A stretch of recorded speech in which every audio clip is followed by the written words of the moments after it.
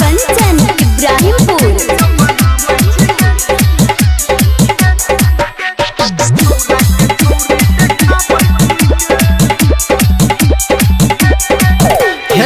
दिन में चार बेर देखै छी एना बने हीरोइन जेना कटरीना छोरी जेना करीना हे गे जेना कटरीना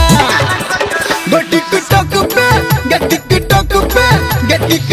पे वीडियो बनाबै छी गे सब छौरा के छौरी देखाबै छी गे टिकटॉक पे वीडियो बनाबै छी गे सब छौरा के छौरी देखाबै छी गे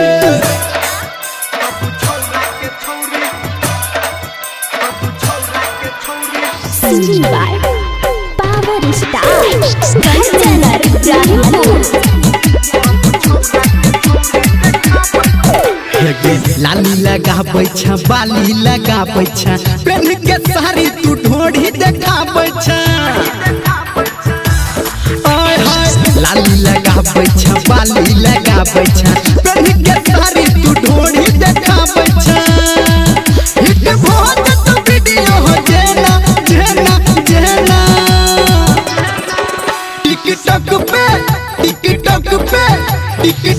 पे वीडियो बनाबै छी गे सब छौरा के छौरी देखाबै छी गे टिकटॉक पे वीडियो बनाबै छी गे सब छौरा के छौरी देखाबै छी गे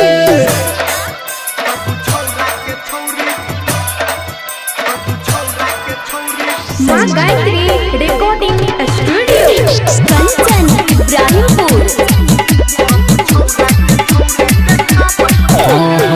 गजरा लगाबै छ गजरा सजाबै छ राइटर बादल के छौरी लुभाबै छ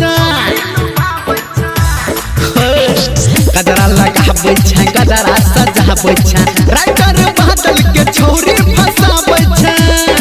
ये कहो घर में न लागो न टोना टोना टोना